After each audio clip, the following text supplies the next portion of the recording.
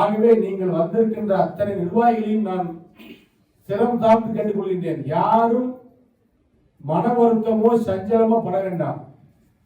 நான் உள்ளே வருகின்ற பொழுது என்னை பார்ப்பவர்களே பரிதாபமாக பார்க்கிறீர்கள். எனக்கு அது மிகவும் மன வருத்தப்படுகிறேன். நான் பிறப்பால் போராளியாக வாழ நினைக்கக்கூடியவன். இந்த தோல்வியெல்லாம் என்னை அசைத்து பார்க்க முடியாது. நெருக்கடியான காலகட்டத்தில் கூட மனம் தவறாமல் இயக்கத்திற்காக என்னை நீங்கள் பரிதாபமாக பார்க்க வேண்டாம், போராளியாக பாருங்கள்.